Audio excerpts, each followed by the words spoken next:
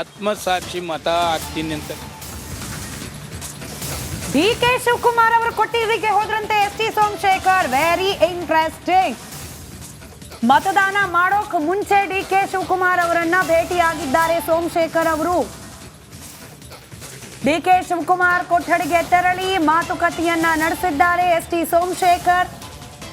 ಆತ್ಮಸಾಕ್ಷಿ, ಅನುದಾನ ಎಲ್ಲಾ ಮಾತುಗಳನ್ನ ಆಡಿ ನೇರವಾಗಿ ಇದೀಗ ಡಿ.ಕೆ. ಶಿವಕುಮಾರ್ ಅವರ ಕೊಠಡಿಗೆ ಹೋಗಿದ್ದಾರೆ.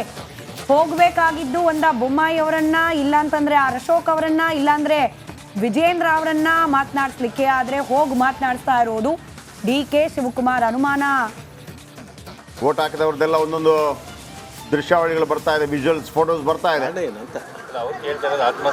ಅದೇ ಯಾಕೆ ಇವ್ರಿಗೋಸ್ಕರ ಯಾಕೆ ಆತ್ಮಸಾಕ್ಷಿ ಅಂತ ಸರ್ ಬಿಜೆಪಿ ಅವರು ತಮ್ಮನ್ನೇ ಸಂಪರ್ಕ ಮಾಡ್ತಕ್ಕಂಥ ಪ್ರಯತ್ನ ಮಾಡಿದ್ರು. 42 ಶಾಸಕರು ಸಂಪರ್ಕ ಮಾಡಿದ್ದಾರೆ. ನನಗೆ ಯಾರು ಸಂಪರ್ಕ ಮಾಡಿಲ್ಲ, ನನಗೆ ಯಾರು ಮಾತಾಡೋನೇ ಇಲ್ಲ. ನಿಮ್ಮನ್ನು ಸಂಪರ್ಕ ಮಾಡೋ ಧೈರ್ಯ ಇಲ್ವಾ ಬಿಜೆಪಿ ಅವರಿಗೆ?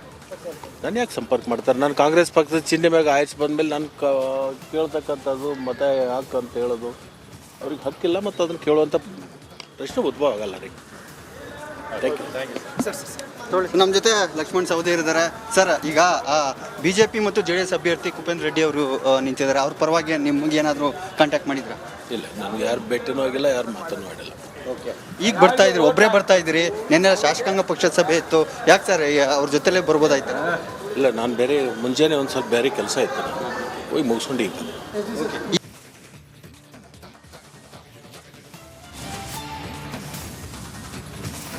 ST. Somashekar bite of the day.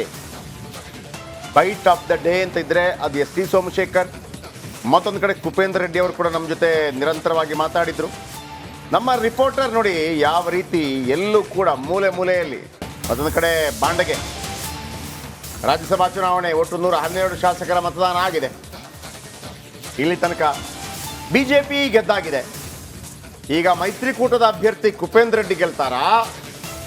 Correct. 50% ಮತದಾನ ಪೂರ್ಣಗೊಂಡಿದೆ. 112 ಅಂತಂದರೆ 111 ಶಾಸಕರ ಮತದಾನ ಬಾಕಿ. 112. ಆಮೇಲೆ ವಿಧಾನಸಭೆಯಲ್ಲಿ ಬಹುಮತಕ್ಕೆ ಬೇಕಿರೋದು 113. ನಾವು ಅಂದರೆ ಈಗ ಅದರ ಅಗತ್ಯ ಇಲ್ಲ, ಜಸ್ಟ್ ನಿಮ್ಮ ಗಮನಕ್ಕೆ ತಂದೆ. ನಾವು ಬಾಕಿ ಟೈಮಲ್ಲಿ ಹೇಳ್ತಾ ಇರ್ತೀವಲ್ಲ, 224 ಪೈಕಿ ಗೆಲ್ಲಬೇಕು ಅಂತಂದರೆ ಅರ್ಧಕ್ಕಿಂತ ಒಂದು ಜಾಸ್ತಿ. ಅವ್ರು ರಾಜ್ಯಸಭಾ ಸದಸ್ಯರಾಗ್ತಾರೆ. 5-6 ವರ್ಷದಲ್ಲಿ ಸರಿಸುಮಾರು 30 ಕೋಟಿ ಅವ್ರಿಗೆ ಅವರ MP ಅನುದಾನ ಬರ್ತದೆ. ಈ 45 ಜನಕ್ಕೆ ಯಾರಿಗೂ ಕೂಡ 5 ರೂಪಾಯಿ ಅನುದಾನ ಕೊಡೋದಿಲ್ಲ. ಅದಕ್ಕೆ ನಾನು ಈ ಸಾರಿ ಯಾರಿಗೂ ಕೂಡ ವೋಟ್ ಮಾಡಬಾರ್ದು. ಯಾರು ಆತ್ಮಸಾಕ್ಷಿಯಾಗಿ ನಮ್ಮ ಕ್ಷೇತ್ರಕ್ಕೆ ಸರ್ಕಾರಿ ಶಾಲೆಗೆ ರಿಪೇರಿ ಇರ್ಬೋದು, ಮತ್ತೊಂದಕ್ಕಿರ್ಬೋದು, ಅದು ಕೊಟ್ಟರೆ ಅವ್ರಿಗೆ 100% ಮೊದಲನೇ ಪ್ರಾಶಸ್ತ್ಯ ಮತ ಅವರಿಗೆ ನಾನು ಕೊಡ್ತೀನಿ ಅಂತಕ್ಕಂಥದ್ದನ್ನು ಹೇಳ್ತೀನಿ. ಯಾರಾದ್ರೂ ಕೊಡಲಿ, ಕಾಂಗ್ರೆಸ್, BJP, JDS ಅಂತಕ್ಕಂಥ ನನ್ನ ಭೇದ ಭಾವ ಇಲ್ಲ. ಇದುವರೆಗೂ ಎಲ್ಲ ಕೂಡ ನೋಡಾಗಿದೆ, ಎಲ್ಲ ಕೂಡ ಪ್ರಾಮಿಸ್ ಮಾಡಿ ಇದು ಮಾಡೋದು ಆಗಿದೆ. ಅದರಿಂದ ಈ ಸಾರಿ ಯಾರು ಈಗ ಬಂದಿದ್ದೀನಿ, ಯಾರು ಅಪ್ರೋಚ್ ಮಾಡಿ ಪ್ರಾಮಿಸ್ ಮಾಡ್ತಾರೆ 100% ಅವ್ರಿಗೆ ಮೊದಲನೇ ಪ್ರಾಶಸ್ತ್ಯ ಮತ. ನೆನ್ನೆ ಬರಲಿಲ್ಲ, ಇವತ್ತೇ ಬರ್ತಾ ಇರೋದು. ಏನಾರ ಆಗಲಿ ರೀ, ಏನಾರ ಆಗಲಿ, ಆತ್ಮಸಾಕ್ಷಿ ಮತ ಚಲಾವಣೆ ಮಾಡ್ತೀನಿ. ವಿಪ್ ಇಶ್ಯೂ ಮಾಡೋರೆ, ಮತ್ತೊಂದು ಮಾಡೋರೆ, ಅದ್ಯಾವುದು ಕೂಡ ಇಲ್ಲ. ಯಾರು ಪ್ರಾಮಿಸ್ ಮಾಡ್ತಾರೆ ಅವ್ರಿಗೆ ಓಟ್ ಹಾಕ್ತೀನಿ. ಕಾಂಗ್ರೆಸ್ ಕಡೆಗೆ ಇದ್ದಂಗಿದೆ. ಯಾವುದು ಇನ್ನು ಈಗ ಬಂದಿದ್ದೀನಿ, ವಿಧಾನಸೌಧಕ್ಕೆ ಬಂದಿದ್ದೀನಿ. ಯಾರು ಅಪ್ರೋಚ್ ಮಾಡ್ತಾರೆ ನೋಡ್ತೀನಿ. ಈಗ ಡಿ.ಕೆ. ಶಿವಕುಮಾರ್ ಅವ್ರನ್ನ CM ನ ಭೇಟಿ ಆಗ್ತೀರಾ? ಹಾಗಾದ್ರೆ ಇಲ್ಲ, ಯಾವ ಲೀಡರ್ನು ಭೇಟಿ ಆಗಲ್ಲ. ನೇರವಾಗಿ